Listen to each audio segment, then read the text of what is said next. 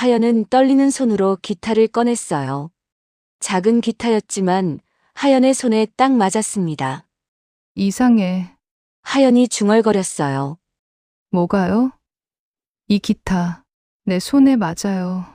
하연은 천천히 현을 튕겼습니다. 그 순간 손가락이 저절로 움직이기 시작했어요. 멜로디가 흘러나왔습니다. 느리고 따뜻한 자장가였죠. 지난번 윤서 앞에서 쳤던 바로 그 곡이었습니다. 하지만 이번엔 달랐어요. 엄마, 하연은 자기도 모르게 중얼거렸어요. 엄마를 위한 자장가예요. 복도에서 발소리가 들렸습니다. 부인이 이쪽으로 걸어오고 있었어요. 연주 소리를 듣고 온 겁니다. 이게 무슨 소리지? 부인이 떨리는 목소리로 말했습니다. 거실 입구에 서서 어둠 속 하연의 모습을 바라봤죠. 번개가 번쩍이는 순간 하연의 얼굴이 환하게 드러났습니다. 부인은 그 자리에 주저앉고 말았어요. 하윤아, 부인의 목소리가 떨렸습니다. 강하연은 오늘도 학교 연습실 구석에 앉아 기타를 튕기고 있었습니다. 23, 실용음악과 4학년. 졸업을 앞둔 요즘 하연에게 가장 편안한 시간은 이렇게 혼자 연주하는 순간이었어요. 손가락이 줄을 타고 넘어갈 때마다 낯익은 멜로디가 흘러나왔습니다. 어디서 배운 것도 아닌데 이상하게 손끝이 기억하는 곡들이 있었죠. 하연아. 갑자기 연습실 문이 벌컥 열리며 담당 교수님이 헐레벌떡 들어왔습니다. 교수님 놀랐잖아요. 하연이 기타를 내려놓으며 말했어요. 미안. 그보다 하연아, 너 과외할 수 있지? 과외요? 갑자기요? 응. 근데 이거 보통 집이 아니야. JY그룹 아들 음악 과외인데 집에서 직접 교수 추천을 요청했어. 하연은 눈을 깜빡였습니다. JY그룹이라면 이 나라에서 손에 꼽히는 재벌 아니던가요? 교수님, 저 말고도 실력 좋은 선배들 많잖아요. 아니야. 너 말고는 없어. 교수님은 하연의 눈을 똑바로 보며 말했습니다. 이 집은 특별해. 음악을 가르치는 것 이상의 뭔가가 필요한 곳이거든. 내 연주에는 사람 마음을 움직이는 힘이 있잖아. 하연은 선뜻 대답하지 못했어요. 하지만 교수님이 건넨 종이에 적힌 과외비를 보고는 입이 떡 벌어졌습니다. 이 정도나 주신다고요? 그래. 근데 하연아, 한 가지만 명심해. 그 집은 기타에 대해 아주 예민해. 내 기타는 절대 가져가지 말고 과외도 피아노 위주로 해. 기타요? 제가 기타 전공인데요. 나도 이상하게 생각했어. 그냥 그 집 사정이 그렇대. 알았지? 하연은 고개를 끄덕였지만 가슴 한쪽이 묘하게 불편했습니다. 그날 밤 하연은 좁은 원룸에 누워 천장을 바라봤어요. 내일이면 그 큰 저택에 가는 겁니다. 왠지 모르게 심장이 두근거렸어요. 하연은 무심코 손을 뻗어 벽에 기댄 기타를 집어들었습니다. 그리고 아무 생각 없이 줄을 튕겼죠. 그런데 이게 웬일일까요?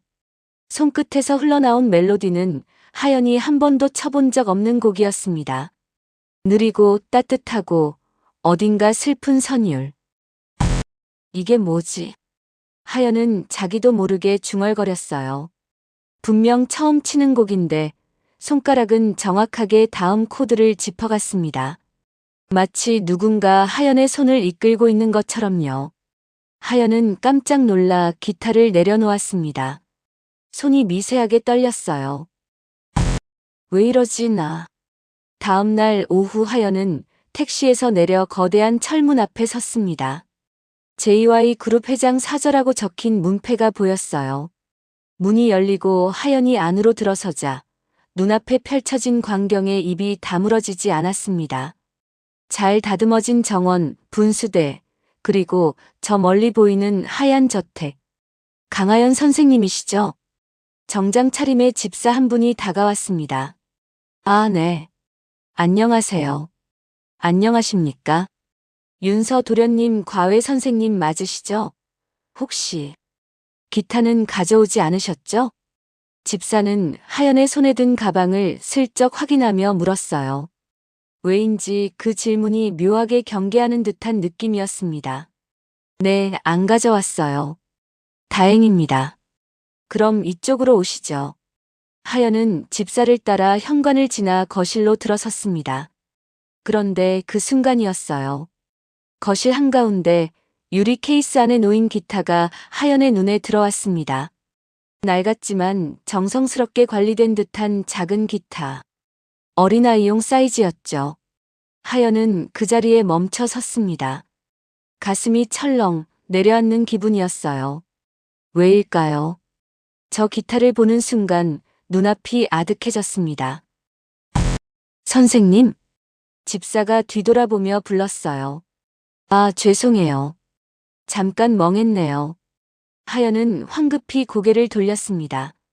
하지만 마음 한구석이 계속 그 기타 쪽으로 끌려갔어요. 저기 집사님. 저 기타는. 그건. 묻지 않으셨으면 합니다.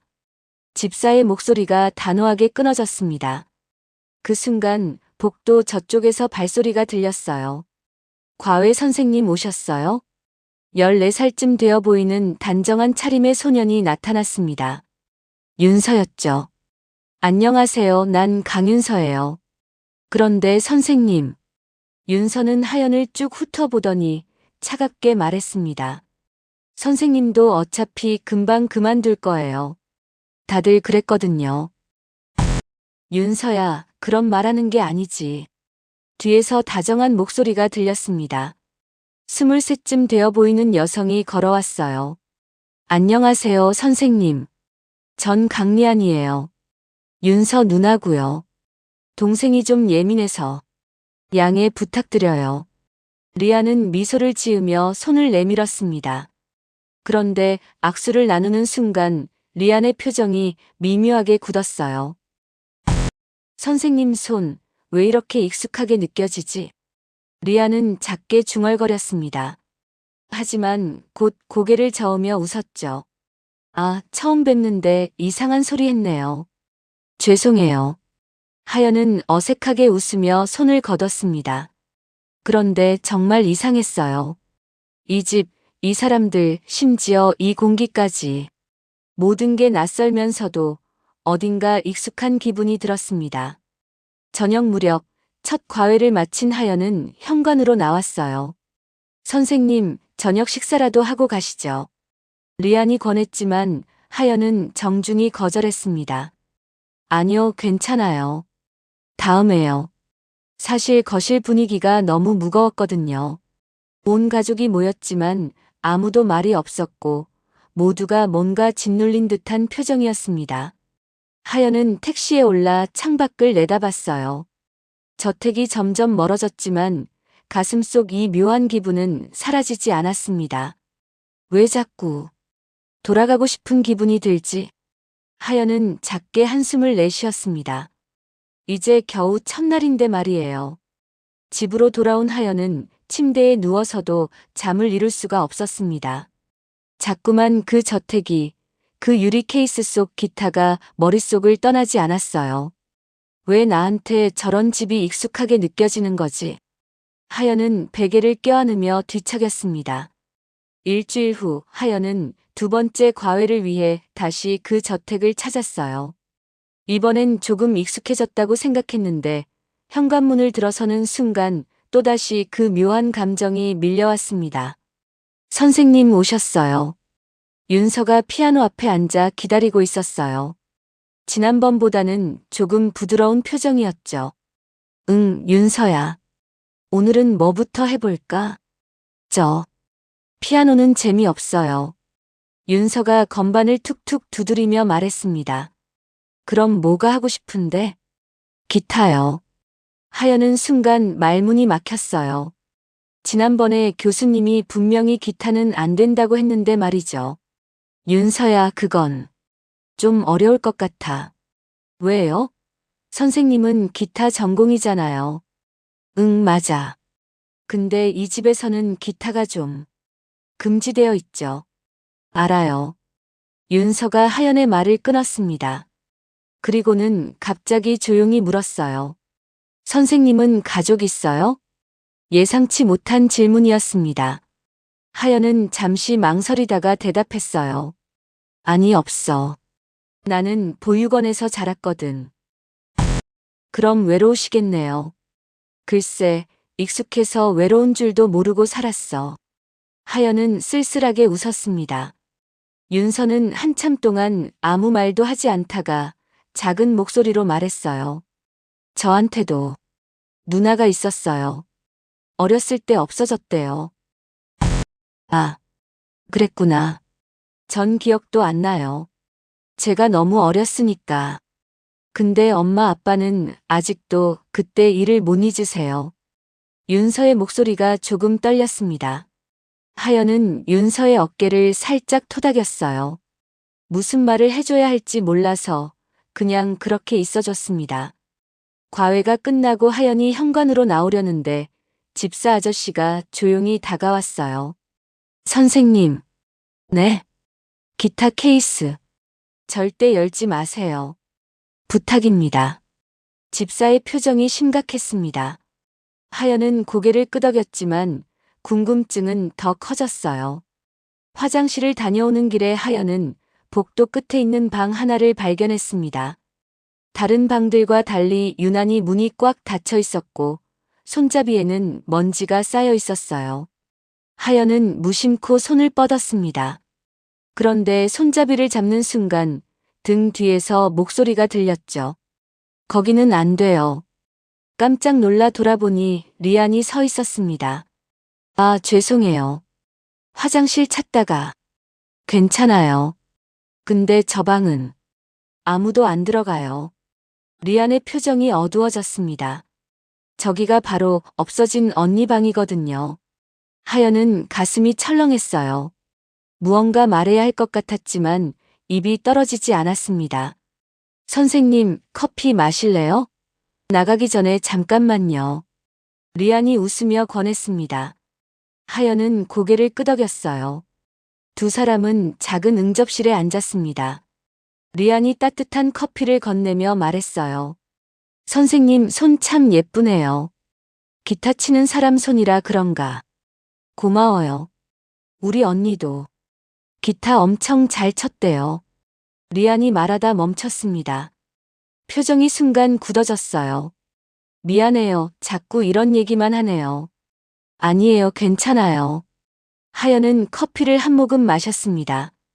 그런데 이상했어요. 이 집 사람들과 있으면 왠지 편안한 기분이 들었습니다. 처음 만난 사람들인데 말이죠.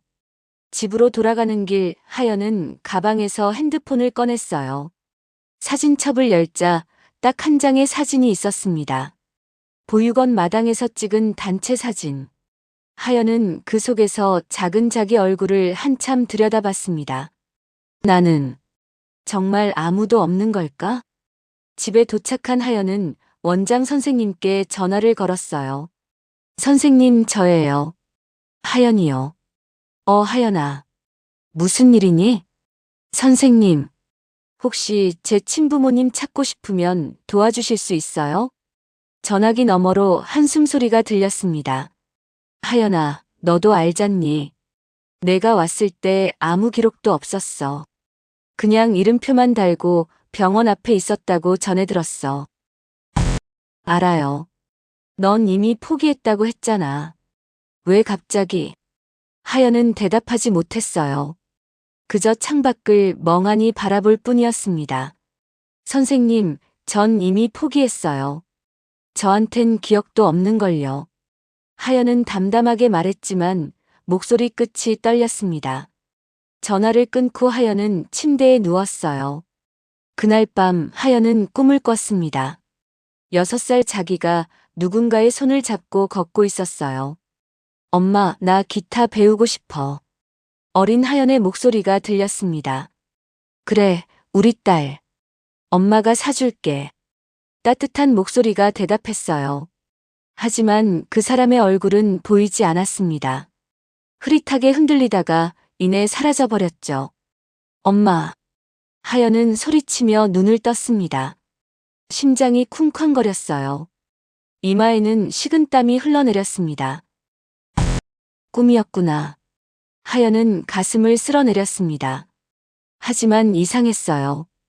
그 꿈이 꿈 같지 않았습니다. 마치 잊고 있던 기억이 되살아난 것처럼 너무나 생생했어요. 하연은 떨리는 손으로 물을 한 잔 마셨습니다. 창밖에는 달빛이 고요하게 내려앉고 있었어요. 나한테 정말 엄마가 있었던 걸까? 하연은 그날 밤 내내 잠들지 못했습니다. 며칠 뒤 하연은 다시 저택을 찾았습니다.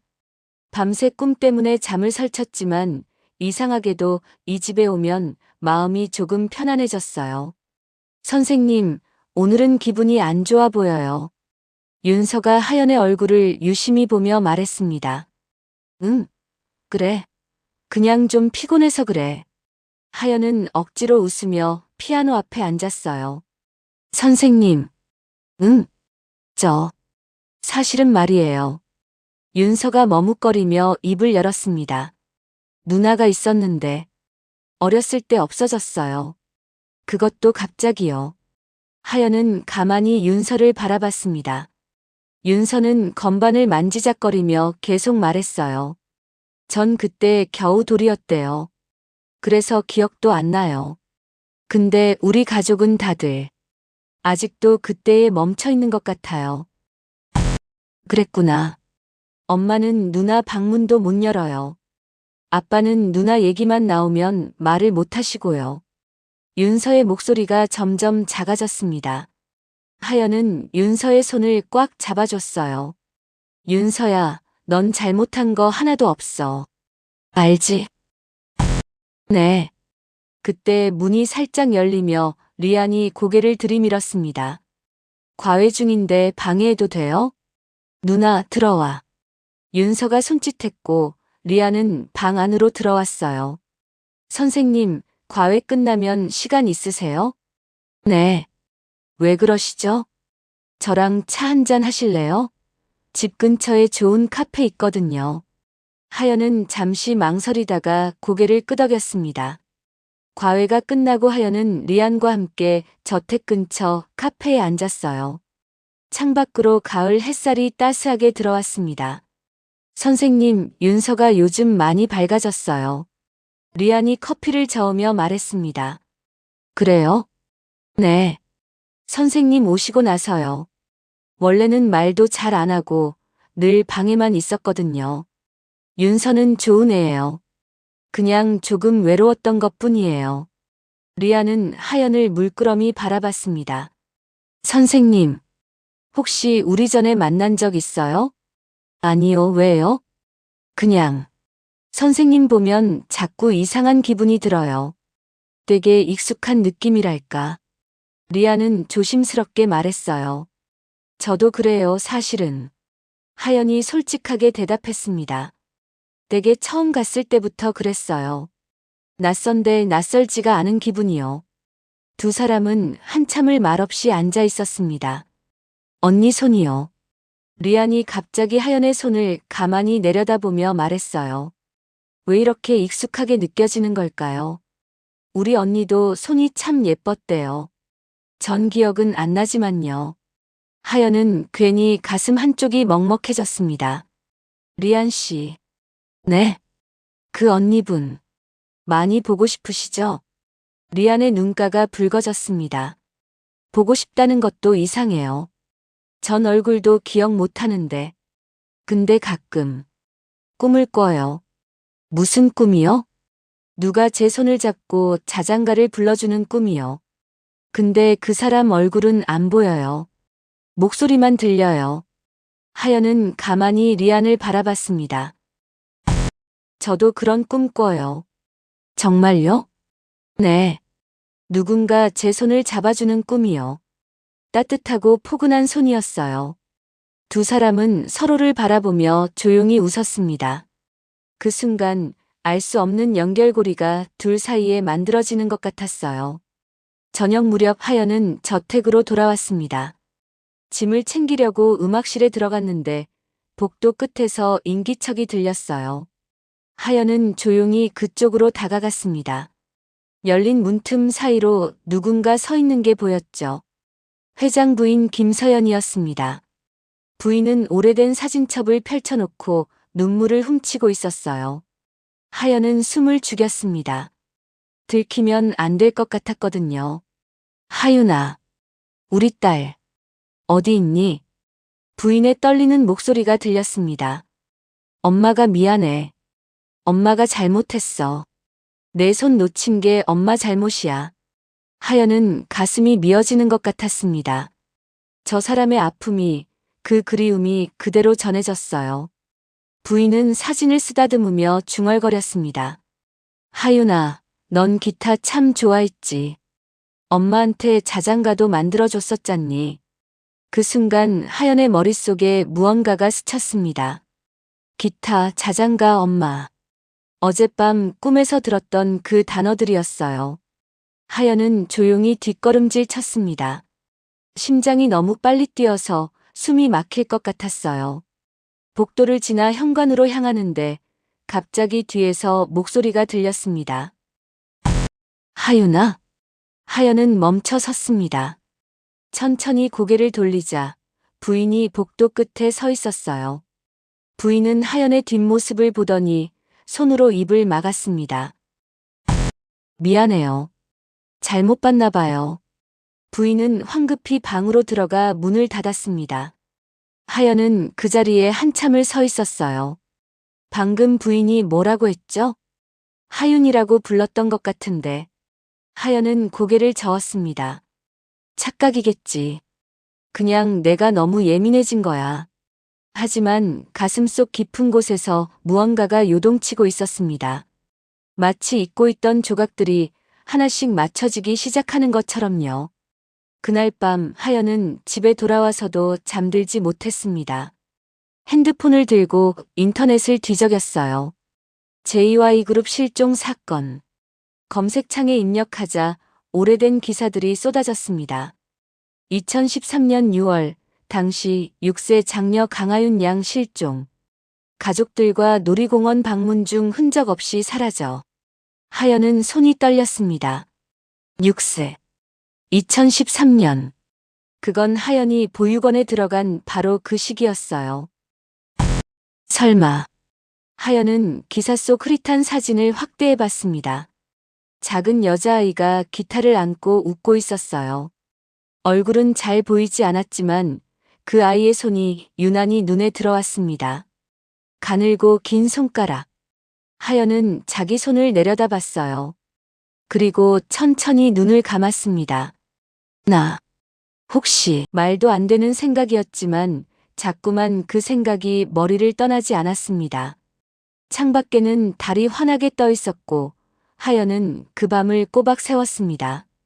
혹시 다음 날 아침 하연은 부은 눈으로 거울을 봤습니다. 밤새 뒤척이느라 제대로 잠을 못 잤거든요. 아니야, 말도 안 돼. 그냥 우연의 일치일 뿐이야. 하연은 스스로를 다독이며 저택으로 향했습니다. 하지만 마음 한구석이 자꾸만 불안했어요. 과외실에 들어서자 윤서가 기다리고 있었습니다. 선생님, 오늘따라 얼굴이 안 좋으세요. 응, 잠을 좀 못 잤어. 하연은 피아노 앞에 앉으며 말했어요. 선생님, 응? 부탁이 하나 있어요. 윤서가 하연의 얼굴을 조심스럽게 올려다봤습니다. 뭔데? 선생님이 기타 쳐주시면 안 돼요? 딱 한 번만요. 하연은 당황했습니다. 윤서야, 여기선 기타가 금지된 거 아니야? 알아요. 근데 선생님 연주 너무 듣고 싶어요. 아무도 모르게 해요. 제발이요. 윤서의 눈빛이 간절했습니다. 하연은 한참을 망설였어요. 하지만 윤서의 표정을 보니 거절할 수가 없었죠. 알았어. 대신 정말 아무도 모르게 해야 해. 알았지? 네. 고마워요, 선생님. 윤서가 환하게 웃었습니다. 하연은 가방에서 작은 기타를 꺼냈어요. 사실 오늘은 왠지 모르게 기타를 가져오고 싶었던 겁니다. 뭘 쳐줄까? 아무거나요. 선생님이 좋아하는 곡이요. 하연은 기타를 무릎에 올려놓고 현을 튕겼습니다.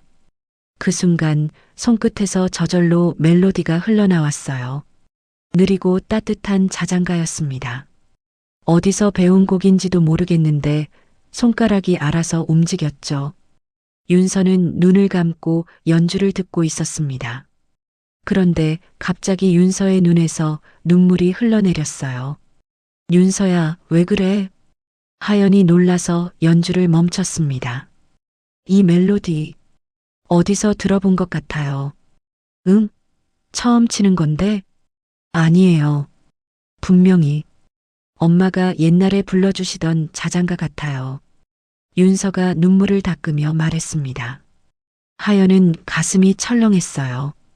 자장가, 엄마, 바로 어젯밤 부인이 했던 말이었습니다. 그때 문이 갑자기 열렸습니다.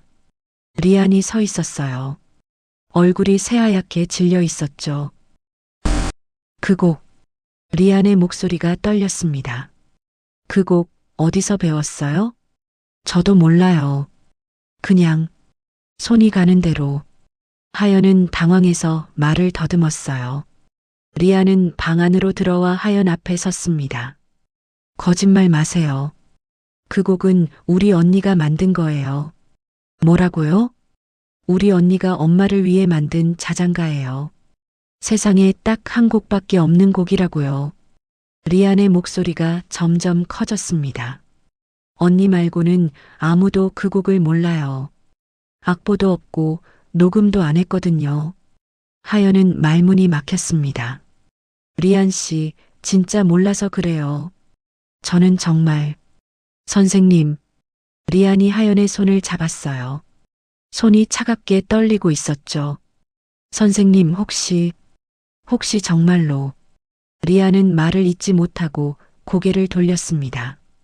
그리고 황급히 방을 나가버렸어요. 윤서와 하연은 멍하니 서 있었습니다. 선생님, 저 곡 정말 처음 치는 거예요? 윤서가 조심스럽게 물었습니다.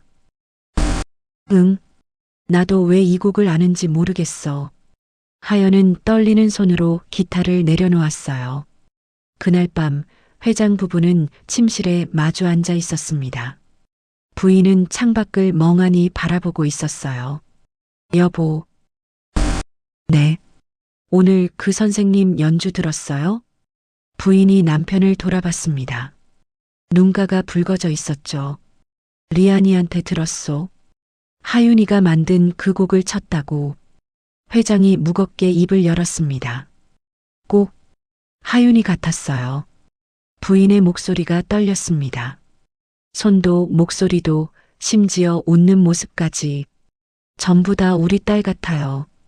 당신도 그렇게 느꼈소? 회장이 부인의 손을 잡았습니다. 저도요. 처음 봤을 때부터 이상했어요. 하윤이 냄새가 났거든요. 냄새라니? 우리 딸만의 그 따뜻한 느낌이요. 말로 설명할 순 없지만 엄마는 알아요. 부인이 눈물을 흘렸습니다.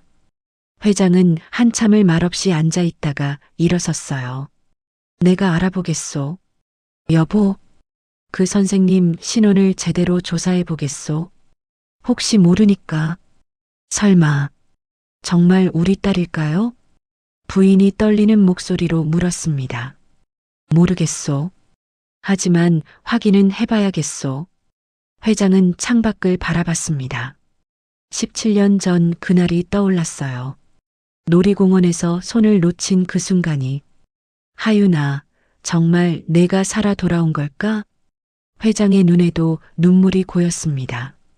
한편 하연은 집으로 돌아와 기타를 내려다보고 있었습니다. 오늘 친 그 곡이 자꾸만 머릿속을 맴돌았어요. 나는 대체 누구지? 하연은 작게 중얼거렸습니다.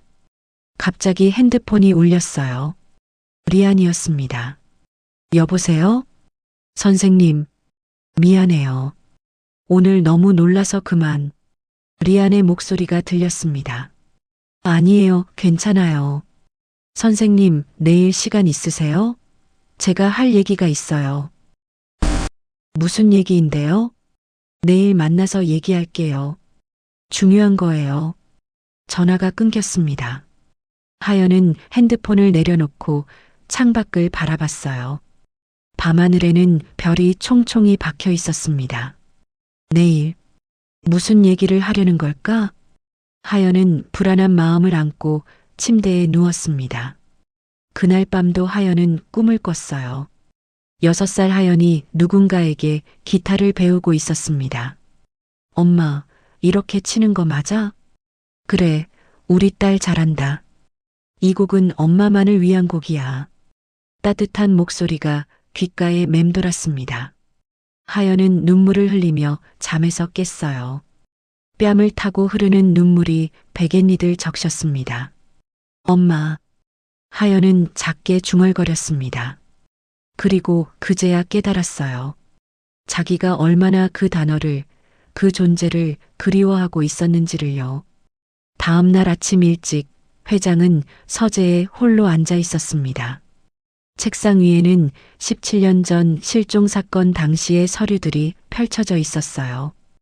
회장은 오래된 사진 한 장을 들어 올렸습니다. 6살 하윤이가 작은 기타를 안고 환하게 웃고 있는 사진이었죠. 하윤아. 회장은 사진을 가슴에 꼭 안았습니다. 그때 노크 소리가 들렸어요. 회장님, 비서실장입니다. 들어오게. 정장 차림의 비서실장이 조심스럽게 문을 열고 들어왔습니다. 부르셨습니까? 자네 강하연이라는 사람 알지? 윤서 과외 선생 말일세.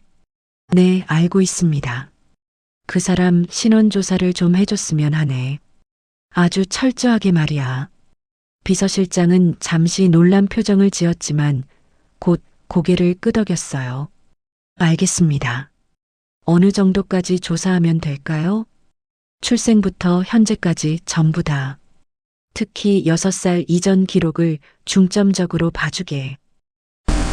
혹시 무슨 일이라도? 회장은 창밖을 바라보며 천천히 말했습니다. 확신할 순 없네. 하지만 내 딸일지도 모르겠어. 비서실장의 눈이 커졌습니다. 회장님, 그게 무슨... 자네도 느꼈을 거 아닌가. 그 선생이 우리 하윤이랑 얼마나 닮았는지. 회장의 목소리가 떨렸습니다. 최대한 빨리 조사해서 보고하게. 알겠습니다. 비서실장이 나가고 회장은 다시 사진을 내려다봤어요. 사흘 후 비서실장이 두꺼운 서류 파일을 들고 회장실로 들어왔습니다. 조사 결과 나왔습니다. 회장은 서류를 펼쳤습니다. 손이 미세하게 떨렸어요.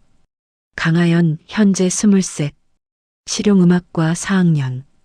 비서실장이 보고를 시작했습니다. 그런데 회장님, 이상한 점이 있습니다. 뭔가 6세 이전 기록이 전혀 없습니다. 완전히 공백이에요. 회장의 심장이 쿵 하고 내려앉았습니다. 보육원 입소 기록을 보니 2013년 7월에 발견됐다고 합니다. 서울 외곽 한 병원 앞에서요. 2013년 7월? 회장은 달력을 펼쳤어요. 하윤이가 실종된 건 2013년 6월이었습니다. 발견 당시 상태는 어땠나? 옷에 이름표만 달려 있었고 다친 곳은 없었다고 합니다. 다만 비서실장이 말을 멈췄습니다. 다만 아이가 아무 말도 하지 않았다고 해요. 자기 이름조차 기억하지 못했답니다. 회장은 서류를 꽉 움켜쥐었습니다. 그래서 이름표에 적힌 하연이라는 이름으로 등록됐다고 합니다. 하연. 회장은 그 이름을 천천히 되뇌었어요. 하윤과 하연. 발음이 비슷했습니다. 더 조사할 게 있나? 네. 17년 전 실종 사건 당시 CCTV 자료를 다시 확인해 봤습니다. 비서실장이 태블릿을 꺼내 영상을 틀었어요. 흐릿한 화면 속에서 작은 아이가 놀이공원을 걷고 있었습니다. 여기 보시면 하윤 양이 손에 뭔가를 들고 있습니다. 영상을 확대하자 작은 물건이 보였어요. 기타 픽이었습니다. 강하연 씨 물건을 조사해 보니 기타 케이스 안에 오래된 픽이 하나 있더군요.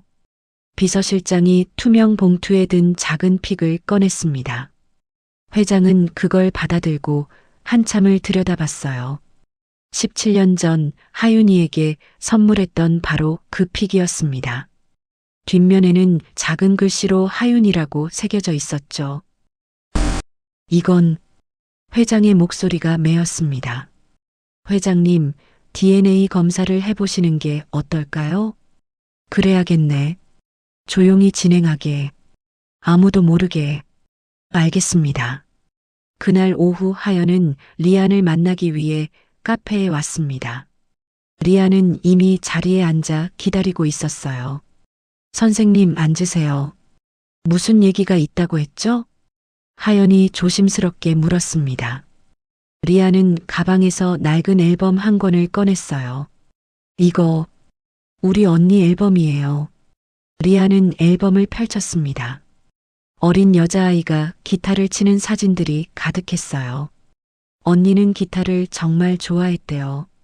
5살 때부터 배웠다고 하더라고요. 하연은 사진들을 하나하나 들여다봤습니다. 그런데 이상했어요. 사진 속 아이가 낯설지 않았습니다. 선생님, 리안이 하연의 손을 잡았습니다. 혹시 선생님이 우리 언니는 아닐까요? 하연은 깜짝 놀라 리안을 봤어요. 리안 씨, 그게 무슨... 저도 말도 안 되는 거 알아요. 근데 자꾸 그런 생각이 들어요. 리안의 눈에 눈물이 고였습니다. 선생님 연주, 선생님 손, 선생님이 웃는 모습, 전부 다 우리 언니랑 똑같아요. 리안 씨, 진정해요. 선생님도 6살 이전 기억이 없다고 했잖아요. 우리 언니가 없어진 것도 6살 때예요. 하연은 할 말을 잃었습니다. 선생님 정말 혹시 우리 언니면 어떡해요? 리안이 울먹이며 물었습니다. 하연은 리안의 손을 꼭 잡아줬어요. 리안 씨, 저도 잘 모르겠어요. 솔직히 저도 요즘 이상해요. 뭐가요? 이 집에 있으면 자꾸 편안한 기분이 들어요. 마치 집에 온 것처럼요. 두 사람은 한참을 말없이 앉아 있었습니다. 그날 밤 회장은 비밀리에 DNA 검사를 의뢰했습니다. 하연이 과외실에서 사용한 물컵에서 채취한 샘플과 17년 전 보관해둔 하윤의 머리카락을 보냈죠. 일주일 정도 걸릴 겁니다. 검사실 직원이 말했습니다. 최대한 빨리 부탁하네. 그리고 절대 비밀로 해주게. 알겠습니다, 회장님. 회장은 밤하늘을 올려다봤습니다. 별들이 반짝이고 있었어요. 하윤아, 정말 내가 돌아온 거니? 회장의 눈에서 눈물이 흘러내렸습니다. 한편 하연도 잠을 이루지 못하고 있었습니다. 리안의 말이 자꾸만 귓가에 맴돌았어요.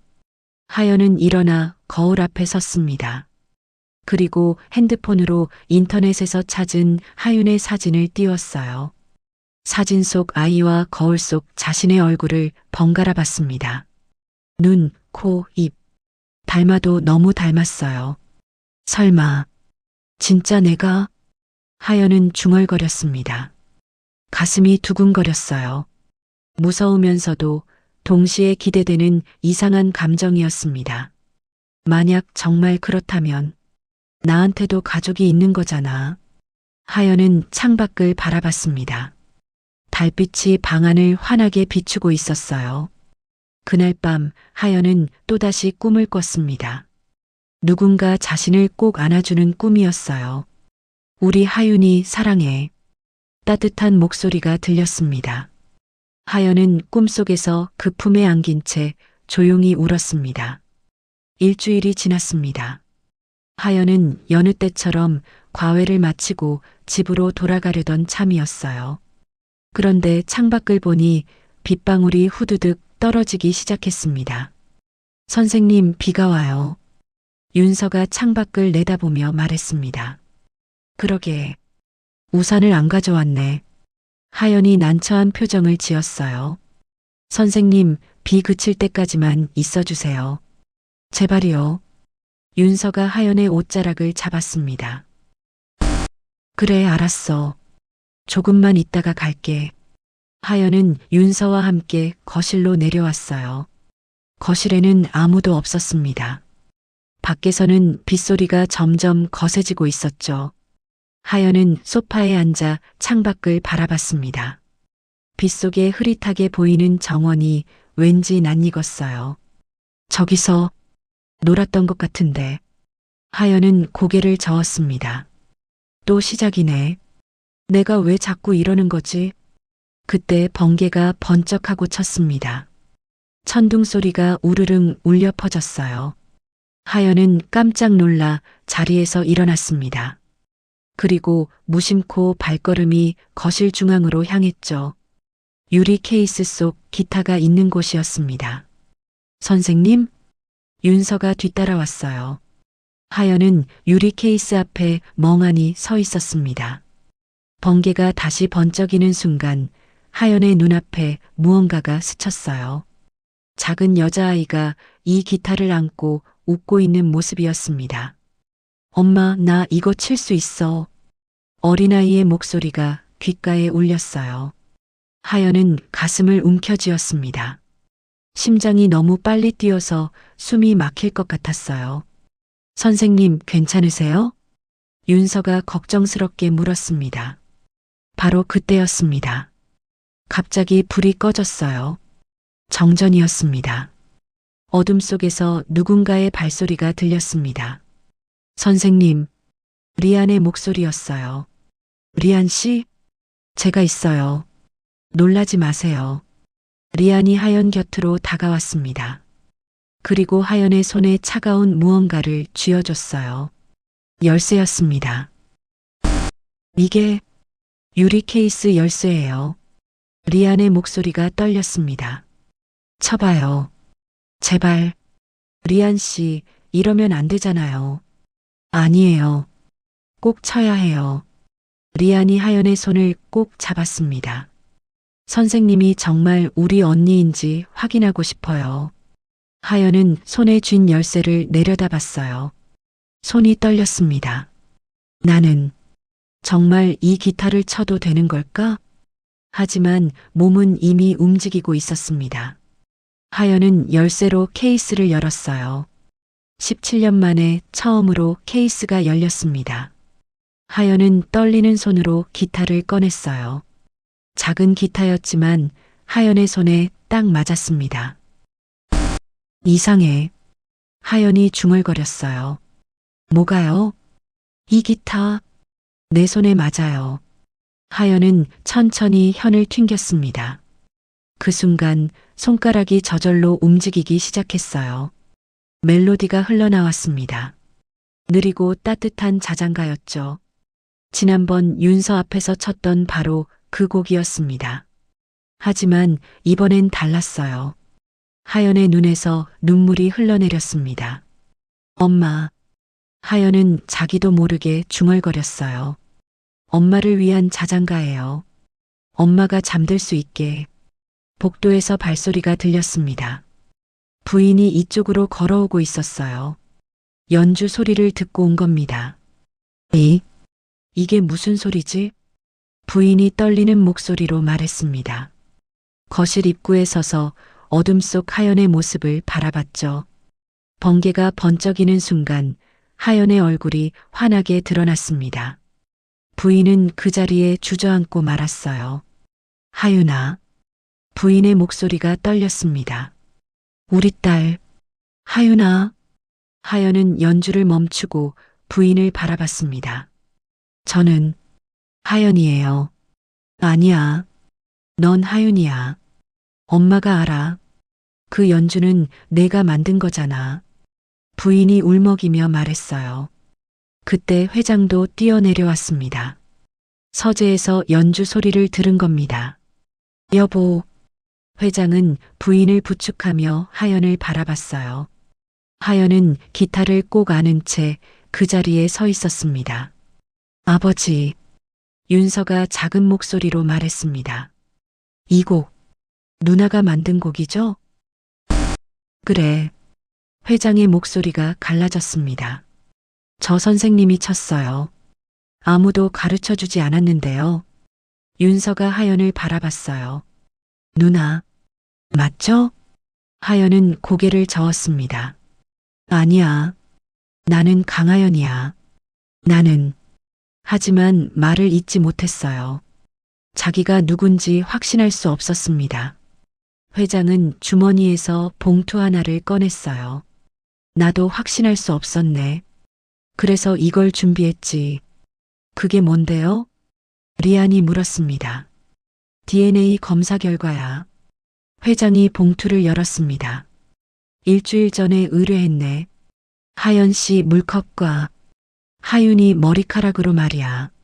모두가 숨을 죽였습니다. 회장은 떨리는 손으로 서류를 펼쳤어요. 일치율 99.993%. 회장의 목소리가 울렸습니다. 하연 씨, 아니 하윤아, 넌 우리 딸이야. 거실에 정적이 흘렀습니다. 하연은 기타를 떨어뜨릴 뻔했어요. 거짓말이죠? 아니야. 진짜야. 넌 정말 우리 딸이야. 부인이 일어나 하연에게 다가갔습니다. 하윤아, 엄마야.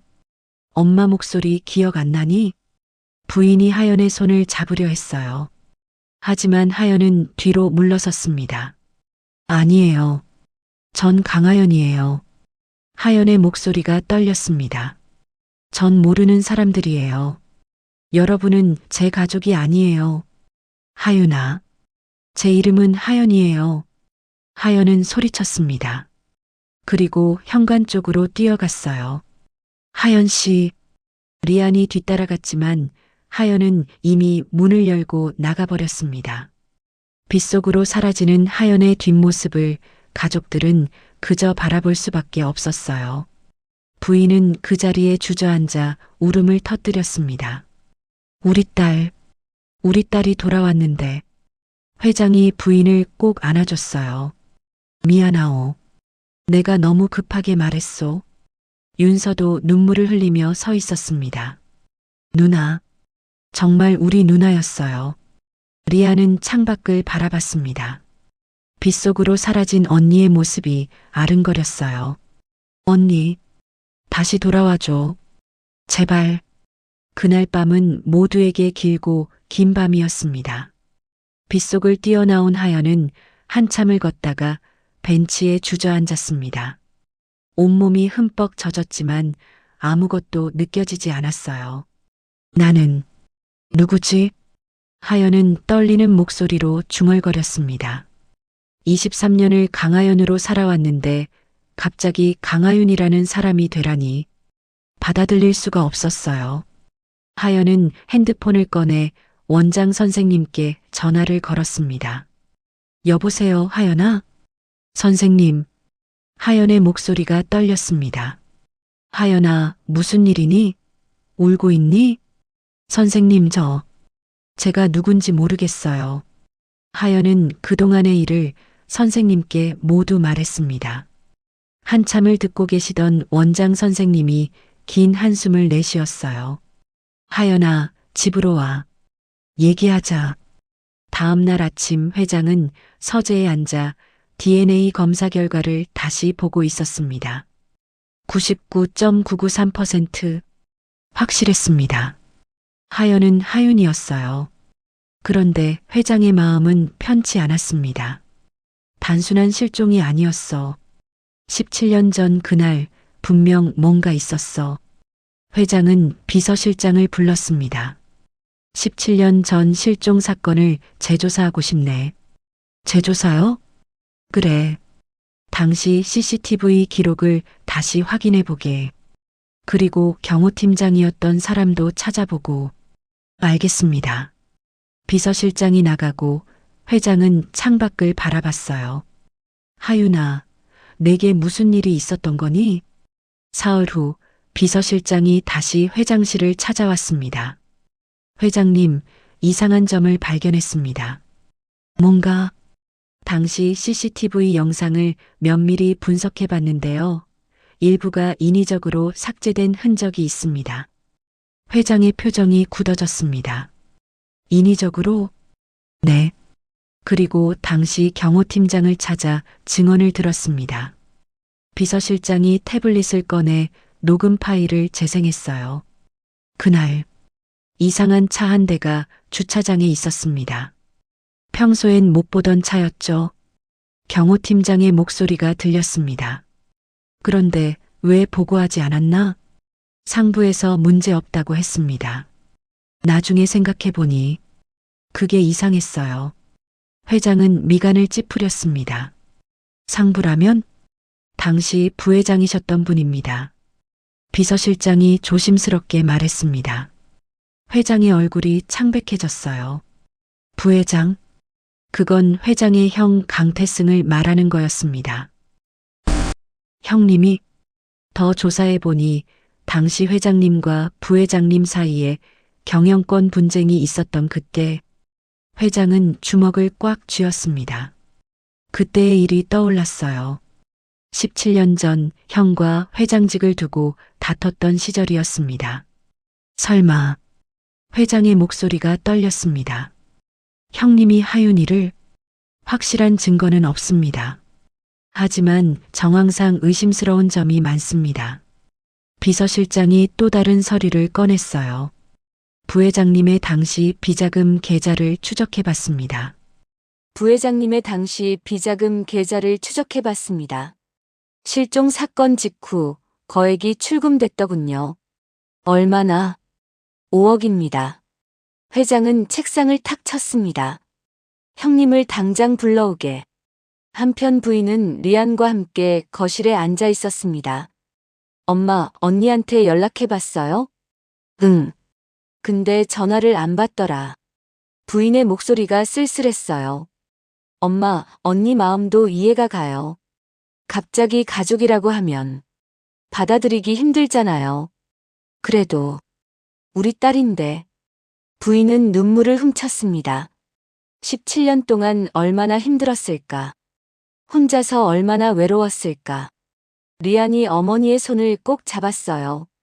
엄마, 언니 다시 돌아올 거예요. 조금만 기다려봐요. 그렇게 되면 좋겠구나. 그때 회장이 거실로 내려왔습니다.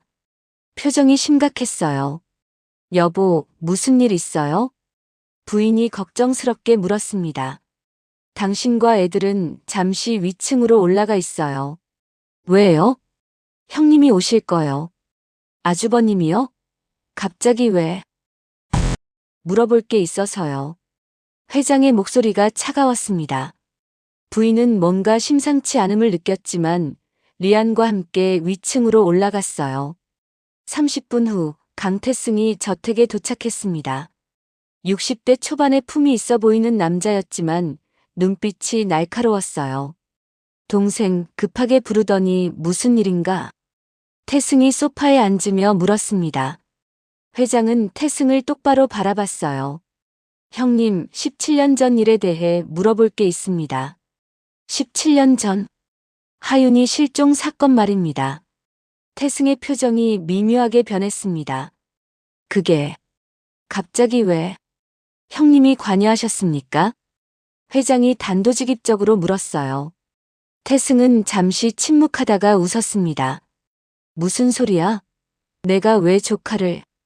CCTV가 조작됐습니다. 그리고 형님 계좌에서 당시 5억이 빠져나갔죠. 회장이 서류를 내밀었습니다. 태승의 얼굴이 굳어졌어요. 그걸 어떻게 인정하시는 겁니까? 회장의 목소리가 떨렸습니다. 태승은 한참을 말없이 앉아 있다가 입을 열었어요. 죽이라고 한 건 아니야. 뭐라고요? 그냥 멀리 보내라고 했어. 내 약점을 만들고 싶었을 뿐이야. 태승이 담담하게 말했습니다. 회장은 주먹을 부들부들 떨었어요. 형님, 어떻게 그럴 수가 있습니까? 조카를. 회장 자리를 위해서라면 뭐든 할 수 있어. 그게 이 바닥이야. 태승은 비웃었습니다. 어차피 죽이지도 않았잖아. 그 애는 살아있었고. 형님, 회장이 소리쳤습니다. 우리 딸이 17년 동안 기억도 없이, 가족도 없이 살았어요. 그게 형님 때문이라고. 태승은 자리에서 일어섰어요. 증거가 있으면 고소해. 없으면 입 닥쳐. 증거는 충분합니다. 당시 경호팀장 증언도 있고 계좌 내역도 있어요. 회장이 휴대폰을 꺼냈습니다. 이미 경찰에 신고했습니다. 태승의 얼굴이 하얗게 질렸어요. 내가 형님을 용서할 수 없습니다. 회장의 목소리가 단호했습니다. 바로 그때 현관벨이 울렸습니다. 경찰이었습니다. 강태승 씨 미성년자 약취유인 혐의로 체포하겠습니다. 경찰이 수갑을 꺼냈어요. 태승은 저항하지 않았습니다. 다만 동생을 돌아보며 쓴웃음을 지었죠. 동생, 후회하게 될 거야. 이미 17년 동안 후회하며 살았습니다. 회장이 차갑게 대답했습니다. 다만 동생을 돌아보며 쓴웃음을 지었죠. 동생, 후회하게 될 거야. 이미 17년 동안 후회하며 살았습니다. 회장이 차갑게 대답했습니다. 태승이 경찰차에 실려가는 모습을 회장은 창문 너머로 지켜봤어요. 부인이 내려와 남편의 어깨를 감싸 안았습니다. 여보, 고생했어요. 이제 하윤이한테 진실을 말해야 해요. 회장이 부인을 바라봤습니다. 우리 딸이 왜 그런 일을 겪어야 했는지. 전부 다 말이요. 부인은 고개를 끄덕였습니다. 그날 밤 뉴스에서는 JY그룹 관련 속보가 흘러나왔어요. 재벌가 실종 사건 17년 만에 친족 범행으로 밝혀져. 뉴스는 연일 JY그룹 스캔들을 다뤘습니다. 17년 전 실종됐던 재벌가 장녀 살아서 돌아와. 친족에 의한 범행으로 밝혀져 충격. 하연은 보육원 작은 방에서 뉴스를 보고 있었어요. 화면 속에는 경찰서로 들어가는 강태승의 모습이 비쳤습니다. 저 사람이 나를. 하연은 믿을 수가 없었습니다. 원장 선생님이 방문을 두드렸어요. 하연아, 기자들이 또 왔어. 여기 있는 거 들킬까봐 걱정이구나. 죄송해요, 선생님. 아니야. 근데 하연아, 언제까지 이렇게 숨어 있을 거니? 원장 선생님이 하연 곁에 앉았습니다. 저도 모르겠어요. 머리로는 이해가 되는데 마음이 안 따라와요. 그럴 수 있지. 하지만 하연아, 그 사람들은 너를 진심으로 찾았어. 알아요. 하연은 창밖을 바라봤습니다. 한편 저택에서는 예상치 못한 방문객이 찾아왔습니다. 강태승이었어요. 보석으로 풀려난 겁니다. 형님, 어떻게 여기를? 회장이 놀라서 일어섰습니다. 보석금 냈어. 재판 전까지는 자유니까. 태승은 거실로 들어서며 주변을 둘러봤어요. 하윤이는 어디 있나? 한번 봐야겠어. 형님, 지금 무슨 말씀을 하시는 겁니까? 내가 잘못한 건 인정해. 하지만 그 애를 직접 만나서 사과하고 싶어. 태승의 말투는 침착했지만 눈빛은 날카로웠습니다. 지금 농담하시는 겁니까? 농담이 아니야. 17년 동안 죄책감에 시달렸다고. 태승이 소파에 앉으려는 순간 리안이 위층에서 내려왔어요. 큰아버지. 리안의 목소리가 차가웠습니다. 리안이구나. 많이 컸네. 큰아버지는 우리 집에 올 자격이 없어요. 리안아, 너도 오해가. 오해요? 언니를 납치한 게 오해예요? 리안이 소리쳤습니다.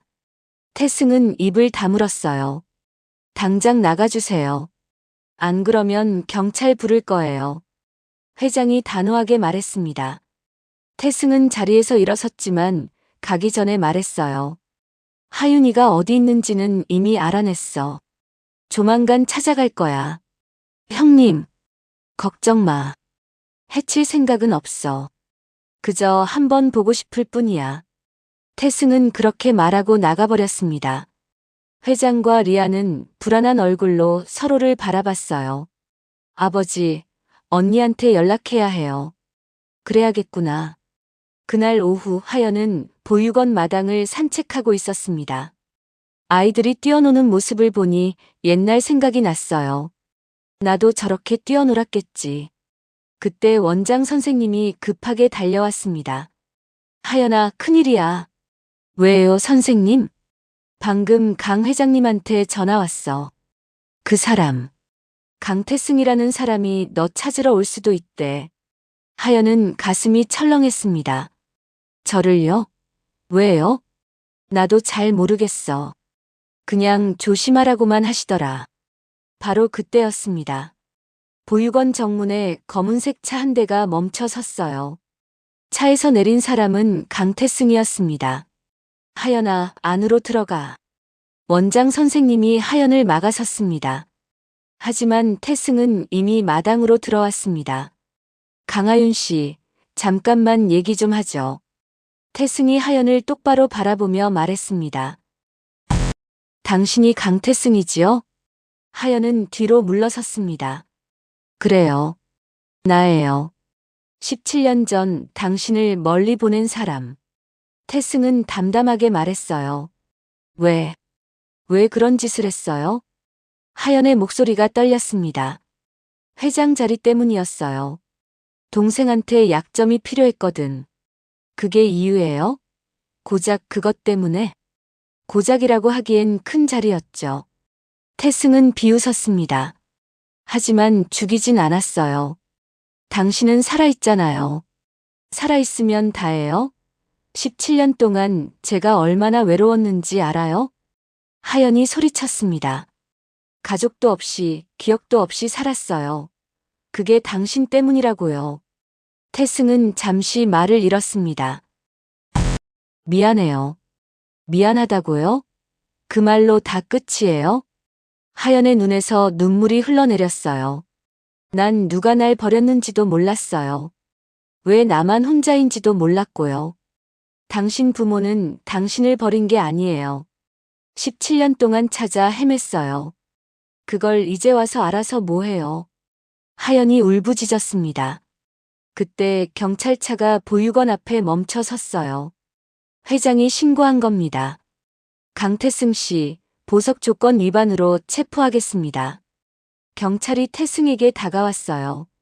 태승은 저항하지 않고 수갑을 찼습니다. 하지만 하연을 돌아보며 말했어요. 당신 가족은 진심이에요. 그건 믿어도 돼요. 가세요. 하연은 고개를 돌렸습니다. 태승이 경찰차에 실려가고 하연은 그 자리에 주저앉았어요. 원장 선생님이 하연을 꼭 안아줬습니다. 괜찮아, 하연아. 다 지나갈 거야. 하지만 하연은 한참을 울었습니다. 그날 밤 하연은 작은 방에 혼자 앉아 있었어요. 핸드폰에는 회장과 부인 리안, 윤서에게서 온 문자가 수십 통 쌓여 있었습니다. 하연 씨, 괜찮으세요? 언니 연락 주세요. 누나, 보고 싶어요. 하연은 문자들을 하나하나 읽었습니다. 그리고 오래된 사진첩을 꺼냈어요. 보육원 시절 사진들이 가득했죠. 나는 정말 저 사람들의 가족일까? 하연은 중얼거렸습니다. 창밖에는 달이 떠 있었어요. 하연은 달을 보며 생각했습니다. 엄마, 아빠, 동생들. 그 단어들이 이제는 조금씩 익숙해지고 있었어요.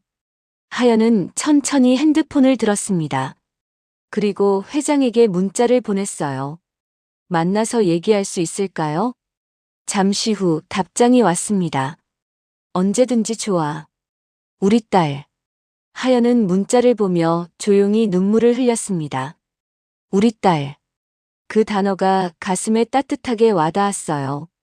하연은 창밖을 바라봤습니다. 내일은 저택으로 가야겠다고 생각했죠. 도망칠 수만은 없으니까요. 그리고 무엇보다 이제는 진실을 받아들이고 싶었습니다. 자기가 누구인지, 어디서 왔는지, 그걸 알고 싶었어요. 하연은 침대에 누워 눈을 감았습니다. 그날 밤 하연은 꿈을 꿨어요. 6살 하윤이가 엄마 품에 안겨 있는 꿈이었습니다. 엄마, 나 사랑해? 당연하지, 우리 하윤이. 엄마는 너를 세상에서 제일 사랑해. 따뜻한 목소리가 들렸습니다. 하연은 꿈속에서 미소를 지었어요. 처음으로 평화로운 꿈이었습니다. 다음 날 오전 하연은 떨리는 마음으로 저택 앞에 섰습니다. 며칠 만에 다시 온 이곳이 낯설면서도 익숙했어요. 초인종을 누르자 곧바로 문이 열렸습니다. 집사 아저씨가 반갑게 맞아줬어요. 어서 오세요. 가족분들이 기다리고 계십니다. 네. 하연은 천천히 안으로 들어섰습니다. 거실에는 온 가족이 모여 있었어요. 회장, 부인, 리안, 윤서. 모두 하연을 보자마자 자리에서 일어났습니다. 왔구나. 회장의 목소리가 떨렸습니다. 네. 와야 할 것 같아서요. 하연은 조심스럽게 말했어요. 부인은 다가가고 싶었지만 참았습니다. 하연이 아직 불편해할 것 같았거든요. 앉자. 편하게. 회장이 소파를 가리켰습니다. 하연은 가족들과 마주보고 앉았어요. 한참의 침묵이 흘렀습니다. 하연이 먼저 입을 열었습니다. 제가 정말 하윤이가 맞나요? 아직도 실감이 안 나서요. 회장은 서류 봉투를 꺼내 하연에게 건넸어요. DNA 검사 결과야. 99.993% 일치해. 하연은 서류를 펼쳐봤습니다. 숫자들이 눈앞에서 아른거렸어요. 그리고 이것도. 부인이 오래된 앨범을 꺼냈습니다. 내가 6살 때 쓰던 일기장이야. 하연은 떨리는 손으로 일기장을 받았습니다. 삐뚤삐뚤한 글씨로 쓰인 글들이 보였어요. 오늘 엄마랑 기타 배웠어. 너무 재밌어. 아빠가 아이스크림 사줬어. 딸기맛. 리안이가 내 손잡고 잤어. 귀여워. 하연의 눈에서 눈물이 떨어졌습니다. 글씨체가 익숙했어요. 이게 내가 쓴 거예요? 그래. 내가 쓴 거야. 부인이 고개를 끄덕였습니다. 하연은 일기장을 꼭 안았어요. 저는 아무것도 기억나지 않아요. 괜찮아. 천천히 기억하면 돼. 회장이 부드럽게 말했습니다. 그보다 내가 알아야 할 게 있어. 뭔데요? 17년 전 내게 무슨 일이 있었는지 말이야. 회장은 그날의 진실을 모두 말해줬습니다. 강태승이 어떻게 하윤을 납치했는지, 왜 그런 일을 벌였는지. 하연은 말없이 듣고 있었어요. 미안해. 아빠가 너를 지키지 못했어. 회장의 목소리가 갈라졌습니다. 내가 놀이공원에서 손 놓은 순간. 아빠는 평생 후회하며 살았어. 부인도 눈물을 흘렸습니다. 엄마도 미안해. 엄마가 내 손 꼭 잡고 있었어야 했는데. 리안과 윤서도 울고 있었어요. 하연은 가족들을 하나하나 바라봤습니다. 모두 진심으로 자기를 그리워했다는 걸 알 수 있었어요. 저도 미안해요. 하연이 작게 말했습니다. 제가 너무 도망만 다녔죠. 받아들이기 무서워서요. 아니야. 내 잘못이 아니야. 회장이 고개를 저었습니다. 시간이 필요해. 우리도 알아. 근데 하연이 망설이다 입을 열었어요. 전 아직도 제가 누군지 잘 모르겠어요. 강하연인지 강하윤인지. 그건 내가 정하면 돼. 부인이 하연에게 다가와 손을 잡았습니다. 내가 하연으로 살고 싶으면 하연이고 하윤으로 돌아오고 싶으면 하윤이야. 정말요? 그래. 우리는 그냥 내가 우리 곁에 있어주는 것만으로도 충분해. 부인의 따뜻한 손길에 하연은 울음을 터뜨렸습니다. 어머니. 처음으로 그 호칭을 불렀어요. 부인은 하연을 꼭 안아줬습니다. 우리 딸. 정말 고생 많았어. 회장도 다가와 두 사람을 감싸 안았어요. 리안과 윤서도 함께 안겼습니다. 오랜만에 완성된 가족의 품이었습니다. 한참을 울고 난 뒤 가족들은 차분히 이야기를 나눴어요. 언니, 이제 여기서 살 거예요? 리안이 조심스럽게 물었습니다. 아직은 잘 모르겠어. 하연이 솔직하게 대답했어요. 조금씩 익숙해지고 싶어. 천천히. 그래, 천천히 하자. 회장이 고개를 끄덕였습니다. 무리하지 않아도 돼.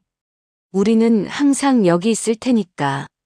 그때 뉴스 속보가 TV에서 흘러나왔습니다. 강태승 전 부회장, 미성년자 약취유인 혐의로 구속. 17년 전 조카 납치 사건, 법정 다툼 예고. 하연은 화면을 바라봤어요. 재판. 받는 거죠? 그래. 제대로 처벌받을 거야. 회장이 단호하게 말했습니다. 너도 법정에 나가야 할 수도 있어. 피해자니까. 알겠어요. 하연은 고개를 끄덕였습니다. 무서웠지만 피해야 할 일은 아니었어요. 그날 저녁 가족들은 함께 식사를 했습니다. 오랜만에 채워진 5자리의 식탁이었어요. 하연아, 뭐 먹고 싶은 거 있니? 부인이 물었습니다. 저는 아무거나 괜찮아요. 그래도 좋아하는 음식이 있을 텐데. 글쎄요. 잘 모르겠어요. 하연은 쑥스럽게 웃었습니다. 그럼 이것저것 다 해볼까? 기억나는 게 있을지도 몰라. 부인은 따뜻하게 웃으며 말했어요. 식사 중에 윤서가 물었습니다. 누나, 과외 선생님은 계속할 거예요? 응. 아직 졸업 전이니까 마저 해야지. 좋아요. 그럼 계속 누나 볼 수 있겠네. 윤서가 환하게 웃었습니다. 리안도 기뻐하며 말했어요. 언니, 우리 방 구경시켜 줄까요? 언니 방도 그대로 있어요. 내 방이? 네. 아무도 건드리지 않았어요. 엄마 아빠가 그대로 보관하셨거든요. 하연은 가슴이 뭉클했습니다. 식사 후 리안이 하연의 손을 잡고 2층으로 올라갔어요. 복도 끝, 오랫동안 잠겨있던 그 방 앞에 섰습니다. 여기에요. 리안이 조심스럽게 문을 열었습니다. 방 안은 깨끗하게 정리되어 있었어요. 작은 침대, 기타 그림이 그려진 벽지, 책장 가득한 동화책들. 6살 하윤이 살던 모습 그대로였습니다. 하연은 방 안으로 천천히 들어갔어요. 책상 위에는 작은 사진들이 놓여 있었습니다. 가족 사진들이었죠. 언니, 기억나요? 리안이 조심스럽게 물었습니다. 하연은 한참을 방 안을 둘러봤어요. 그러다 침대 옆 작은 서랍을 열었습니다. 안에는 낡은 기타 픽 하나가 있었어요. 하연이 가지고 있던 것과 똑같은 픽이었습니다. 이거. 하연의 손이 떨렸습니다. 기억나세요? 아니. 근데 왠지 익숙해요. 하연은 픽을 손에 쥐었습니다. 그 순간 머릿속에 무언가가 스쳤어요. 희미한 기억 조각들이었습니다. 하윤아, 이거 가지고 있어. 언제나 너랑 함께 할 거야. 아빠의 목소리가 들리는 것 같았어요. 하연은 픽을 꼭 쥐고 눈을 감았습니다. 조금씩, 아주 조금씩 기억이 돌아오고 있었습니다. 그날 밤 하연은 예전 자기 방에서 잠을 청했습니다. 17년 만에 돌아온 방이었지만 이상하게 편안했어요. 하지만 잠은 쉽게 오지 않았습니다. 머릿속이 복잡했거든요. 나는 이제 누구지? 하연은 천장을 바라보며 생각에 잠겼어요. 다음 날 아침 하연은 보육원 원장 선생님을 찾아갔습니다. 선생님께 인사를 드려야 할 것 같았어요. 하연아, 왔구나. 원장 선생님이 반갑게 맞아줬습니다. 선생님, 그동안 감사했어요. 갑자기 무슨 소리니? 저 친가족에게 돌아가려고요. 이제 그분들과 함께 살아보려고요. 하연이 조심스럽게 말했습니다. 원장 선생님의 눈에 눈물이 고였어요. 그래. 정말 잘 됐구나. 선생님이 없었으면 전 여기까지 오지 못했을 거예요. 아니야. 넌 원래 강한 아이였어. 원장 선생님이 하연의 손을 꼭 잡았습니다. 하연아, 내가 선택할 권리가 있어. 그 사람들도 너도. 네, 알아요. 가족이란 건 피로만 이어지는 게 아니야. 마음으로도 이어지는 거란다. 감사해요, 선생님. 하연은 선생님을 꼭 껴안았어요. 집으로 돌아온 하연은 오래된 일기장을 꺼냈습니다. 보육원에 있을 때부터 쓰던 일기장이었어요. 가장 처음 페이지를 펼쳤습니다. 6살 때 끄적인 그림이 있었어요. 우리 가족이라는 제목 아래 엄마, 아빠, 동생 그림이 그려져 있었죠. 하연은 그림을 한참 들여다봤습니다. 기억하고 싶었나 봐. 무의식 중에라도. 하연의 눈에서 눈물이 떨어졌어요. 며칠 후 윤서가 보육원으로 하연을 찾아왔습니다. 누나. 윤서가 숨을 헐떡이며 달려왔어요. 윤서야, 왜 여기까지 학교는 어떻게 왔어?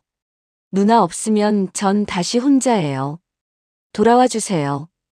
윤서의 눈에 눈물이 가득했습니다. 윤서야, 누나가 없던 17년 동안 우리 가족은 다들 슬펐어요. 웃는 날이 거의 없었어요. 윤서가 하연의 손을 꼭 잡았어요. 근데 누나가 오고 나서 집이 밝아졌어요. 엄마도 웃고 아빠도 웃고 누나도 웃었어요. 그랬어? 네. 그러니까 제발 돌아와 주세요. 하연은 윤서를 바라봤습니다. 진심이 느껴졌어요. 윤서야, 난 내 누나가 아니야. 그냥 과외 선생님일 뿐이야. 아니에요. 누나예요. 제가 느껴요. 윤서가 고개를 저었습니다. 그래도 돼요. 누나가 기억 못해도 괜찮아요. 그냥 같이 있어주기만 하면 돼요. 하연은 한참을 말없이 서 있었어요. 그러다 조용히 고개를 끄덕였습니다. 알았어. 돌아갈게. 정말요? 응. 조금씩 익숙해져 볼게. 윤서는 환하게 웃으며 하연을 껴안았습니다. 고마워요, 누나. 일주일 후 하연은 짐을 싸서 저택으로 돌아왔습니다. 현관문을 열자 가족들이 모두 기다리고 있었어요. 왔어요. 하연이 조심스럽게 말했습니다. 어서 와. 우리 딸. 부인이 눈물을 글썽이며 다가왔어요. 아직은 낯설어요. 천천히 해볼게요. 그래, 천천히 하자. 회장이 하연의 짐을 받아들었습니다. 리안이 하연의 손을 잡았어요. 언니, 방 정리 도와줄까요? 고마워. 가족들은 함께 하연의 짐을 옮겼습니다. 예전 하윤의 방이 아닌 새로운 방이었어요. 왜 다른 방으로? 하연이 물었습니다. 내가 새로 시작하는 거니까. 새로운 방에서 새로운 추억을 만들자. 부인이 따뜻하게 웃으며 말했어요. 하연은 가슴이 뭉클했습니다. 저녁 무렵 가족들은 거실에 둘러앉았습니다. 하연은 유리 케이스 속 기타 앞에 섰어요. 이거 제가 쳐도 될까요? 하연이 조심스럽게 물었습니다. 부인은 눈물을 흘리며 고개를 끄덕였어요. 당연하지. 내 거잖아. 하연은 떨리는 손으로 케이스를 열었습니다. 그리고 기타를 꺼내 무릎에 올려놓았어요. 손가락이 현을 타고 넘어갔습니다. 멜로디가 흘러나왔어요. 17년 전 6살 하윤이 만들었던 엄마를 위한 자장가였습니다. 이번에는 처음부터 끝까지 완전히 연주했어요. 부인은 얼굴을 가리고 울었습니다. 회장도 눈물을 흘리며 부인의 어깨를 안았어요. 리아는 언니 곁으로 다가가 어깨에 머리를 기댔습니다. 윤서는 하연의 손을 꼭 잡았어요. 연주가 끝나고 잠시 정적이 흘렀습니다. 하연은 기타를 내려놓고 가족들을 바라봤어요. 아직도 낯설어요. 하연의 목소리가 떨렸습니다. 기억도 잘 안 나고 어색하기도 해요. 괜찮아.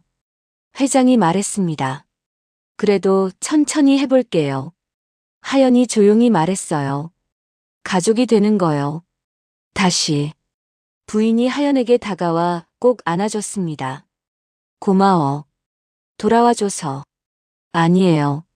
제가 더 감사해요. 저를 기다려줘서요. 가족들이 모두 하연을 안았습니다. 17년 만에 완성된 품이었어요. 리안이 작게 중얼거렸습니다. 언니 사랑해요.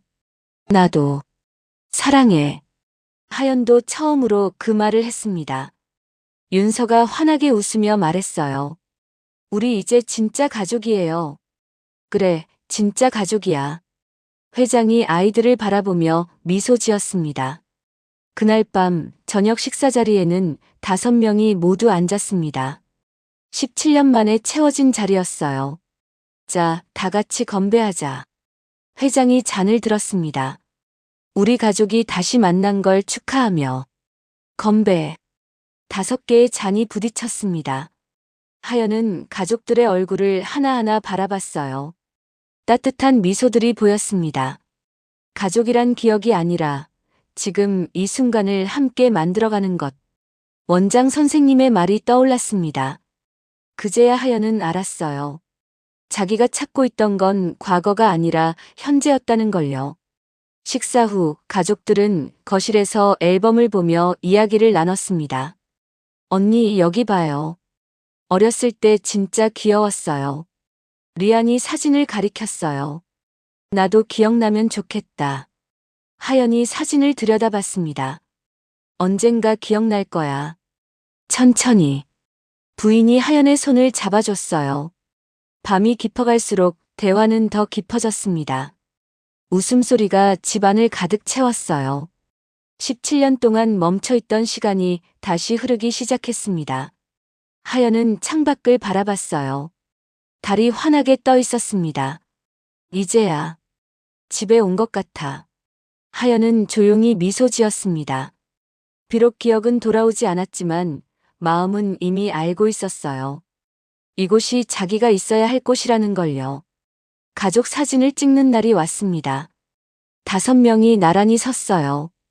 자, 웃어요. 사진사가 말했습니다. 하나, 둘, 셋. 플래시가 터졌습니다. 액자 속에는 환하게 웃고 있는 가족의 모습이 담겼어요. 17년 만에 완성된 가족 사진이었습니다. 그 사진은 거실 한가운데 걸렸어요. 텅 비어있던 자리가 마침내 채워진 겁니다. 하연은 사진을 보며 생각했습니다.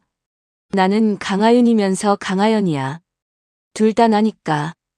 과거와 현재, 2개의 이름이 하나로 이어졌습니다. 그리고 그건 새로운 시작이었어요. 가족과 함께하는 따뜻한 미래로 향하는 시작 말입니다.